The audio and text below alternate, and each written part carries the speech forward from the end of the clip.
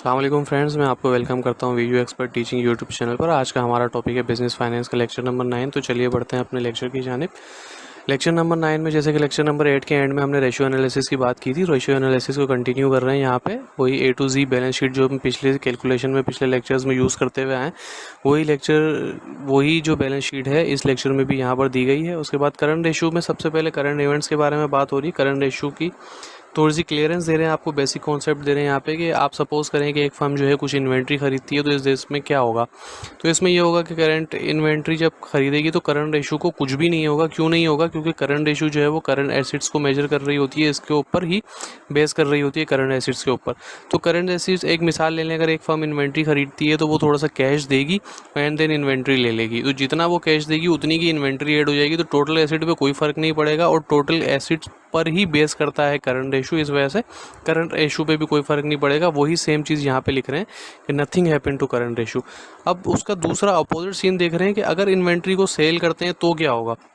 अब क्या होगा, इन्वेंट्री जो करंट एसिड्स जो हैं वो या तो कैश की सूरत में बढ़ेंगे या तो रिसीवेबल की सूरत में बढ़ेंगे, और वो इन्वेंट्री से डिक्रीज, जितनी इन्वेंट्री डिक्रीज होगी उससे ज़्यादा होंगे, क्योंकि हमने जिस कॉस्ट पे इन्वेंट्री ख़रीदी है उसी कॉस्ट पे सेल नहीं करेंगे, उसमें हम अपना प्रॉफिट मार्जिन निकालेंगे एंड देन हम उसको सेल करेंगे। तो इसलिए यहाँ पर ये बताया जा रहा है कि कैश बढ़ेगा या तो रिसीवेबल की शेप में या तो फिर कैश की सूरत में या तो फिर इन्वेंट्री, और जो कैश या रिसीवेबल बढ़ेंगे वो इन्वेंट्री जितनी डिक्रीज होगी उससे ज़्यादा होंगे। इस वजह से जो है करंट एसिड भी बढ़ेंगे और करंट रेशियो भी बढ़ेंगे। तो ये सिंपल से केसेस थे, आप इसको पढ़ेंगे तो आपको समझ में आ जाएगा।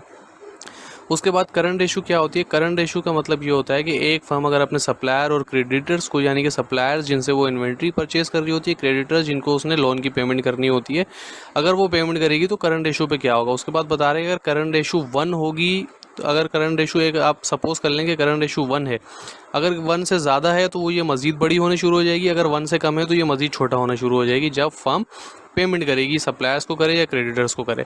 उसके बाद ये एक एग्जांपल दे रहे हैं कि आप एक सपोज करें एक केस में कि फर्म के पास जो है वो $4 के करंट एसेट्स हैं और $2 की करंट लाइबिलिटीज़ हैं, और उसकी करंट रेशियो 2 है, क्योंकि total current liabilities divided by और total current asset divided by total current liabilities जो है ये करंट रेशियो निकल के आता है।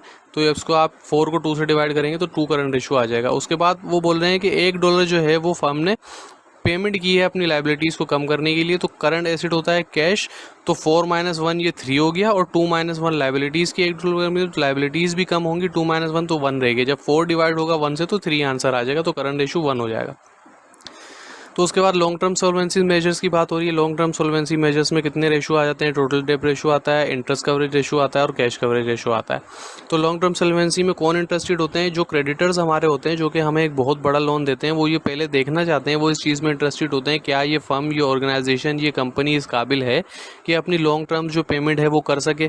तो उसके लिए वो क्या करते हैं, टोटल डेट रेशियो देखते हैं कि भाई टोटल डेट रेशियो, इसमें सिंपल फॉर्मूले आपको याद करने हैं कि total debt ratio is equal to total asset माने total equity divided by assets. ये वैल्यूज़ जो हैं ये अज्यूम नहीं कर रहे हैं, यहाँ से ले रहे हैं, आपने परेशान नहीं होना, आपको एग्जाम में गिवन होंगी, आपको फॉर्मूला याद होगा, आप खट करके टोटल डेट रेशियो निकाल लेंगे। इसी तरीके से इंटरेस्ट कवरेज रेशियो के बारे में बताया जा रहा है, कैश कवरेज रेशियो बताया जा रहा है। इंटरेस्ट कवरेज रेशियो और कैश कवरेज रेशियो में क्या फ़र्क होता है कि इसमें earning before interest and tax लेते हैं, यहाँ पे भी earning before interest and tax देते हैं, डिवाइड कर देते हैं इंटरेस्ट से, यहाँ भी डिवाइड हो रहा है इंटरेस्ट से, लेकिन कैश कवरेज रेशियो में हम डेप्रिसिएशन को ऐड कर देंगे।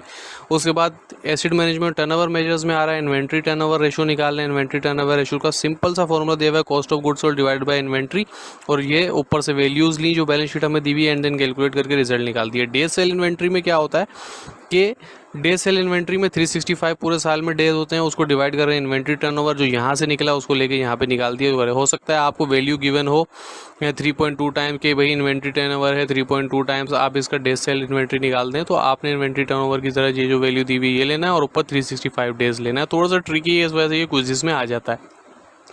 उसके बाद receivable turnover is equal to sales divided by account receivable. उसके बाद डे सेल रिसीवेबल 365 वैसे ही आ गया, और अकाउंट रिसीवेबल की वैल्यू निकल के नीचे आ गया, उसको सोल्व कर लिया।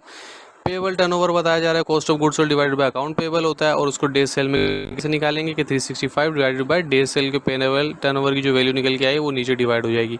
Day sale divided by payable turnover, उसकी वैल्यू निकल के आ जाएगी। तो ये सिंपल सा बिल्कुल लेक्चर था।